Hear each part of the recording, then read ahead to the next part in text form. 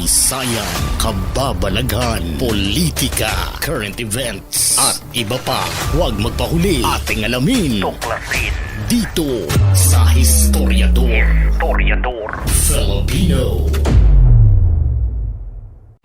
Ang Kalayaan Island Group o KIG ay isang pangkat ng mga isla at bahura na matatagpuan sa West Philippine Sea, bahagi ng mas malawak na Spratly Islands. Isa ito sa pinakamahalagang teritoryong inaangkin ng Pilipinas dahil sa estratehikong lokasyon, likas yaman at kahalagahang pangseguridad. Noong 1978 ay idineklara ng Pilipinas ang KIG bilang bahagi ng bansa sa pamamagitan ng Presidential Decree No. 1596 at mula noon ay itinuring na ito bilang sakop ng Palawan. May mga Filipino civilians at government personnel na aktwal na naninirahan sa KIG, lalo na sa Pag-asa Island, ang pinakamalaki at tanging isla sa KIG na may permanenteng komunidad. Walang dudang Pilipino ang nakatira at namumuhay doon. Merong lokal na pamahalaan na gumagana na pinamumunuan ng mga Pilipino. May mga sundalo ng Pilipinas at Coast Guard na andun. May paaralan, health center, paliparan at munisipyo na nakatayo para sa mga komunidad na naninirahan sa lugar. Sa isang pagdinig ng Commission on Appointments nitong Pebrero ay sinabi ni Senador Rodante Marcoleta na posibleng bitawan na lang o isuko ng Pilipinas ang Kalayaan Island Group dahil anya ang ilang mga isla sa grupo ay lagpas sa Exclusive Economic Zone o EEZ ng bansa. Ayon sa ulat, sinabi niya na ito raw ay para maiwasan ang mas malaking tensyon sa pagitan ng Pilipinas at China tungkol sa West Philippine Sea dispute. Kapag ka magkakaroon po ng giyera sa pagitan ng dalawang bansa, kayo po ang una na sasagupa dito. Kaya dapat po mas interesado kayo kaysa sa amin. Ano ba talaga ipagpapatayan natin dito? We will offer our lives, including the lives of our children, and to die for it, for something that is not even within our EEZ. Ang gawin natin po para madali, i-give up natin yung KIG. I-give up natin yung KIG. I-give up natin yung KIG. Then, mako-coordinate na natin lahat.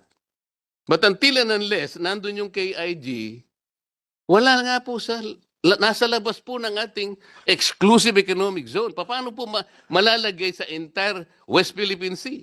Dahil sa pahayag na ito ay agad siyang nakatanggap ng patikos hindi lamang mula sa mga kapwa mambabatas, kundi pati na rin sa mga residente ng Pag-asa Island at mga eksperto sa batas pandagat. Marami ang nagsasabing ang Kalayaan ay bahagi ng soberenya ng Pilipinas. May mga mamamayang naninirahan doon at hindi dapat isuko dahil sa pahayag na nakapaloob sa EEZ o hindi. Ang kapwa senador na si Panfilo Lacson ay mariing tumutol sa sinabi na ang pagsuko sa Kalayaan ay parang pagsuko sa Luzon o buong bansa. Nilinaw niyang ang prinsipyo ng international law ay nagpapatunay na pagmamay-ari ng Pilipinas ang KIG.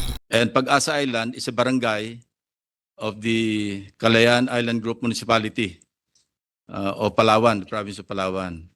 This is the only inhabited barangay in the Kalayaan Island Group and it is ours.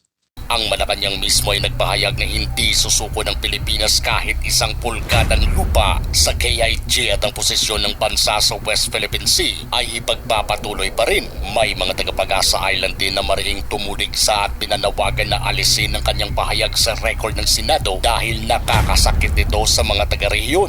Matapos ang malawak na negatibong reaksyon ay naglinaw si Marcoleta na ang kanyang pananalita ay pinaikli ng ibang nagulat at hindi raw niya intensyon na literal na isuko ang mga isla. Ayon sa kanya, ang pinag-uusapan niya lamang ay ang legal na aspeto ng West Philippine Sea at kung paano ito nare-recognisa sa iba't ibang international na organisasyon at hindi siya nagmumungkahi ng pagsuko para lubusang mawala sa Pilipinas ang kalayaan. Kung hirap na nga ang Pilipinas na mapakinabangan ng mga lugar sa West Philippine Sea na pinatibay na mismo ng 2016, arbitral ruling na panalo ang Pilipinas laban sa China, bakit parang gugustuhin pa ni Senador Marcoleta na magpakabobo ang mga Pilipino at ipamigay na lang ang lugar na matagal nang tinitirhan ng mga Pilipino? Ang tanong, kahit pa na hangang-hanga ka kay Senador Marcoleta at sa mga kakamping senador nito, pero pabor ka ba na ipamigay na lang natin ang Kalayaan Island Group?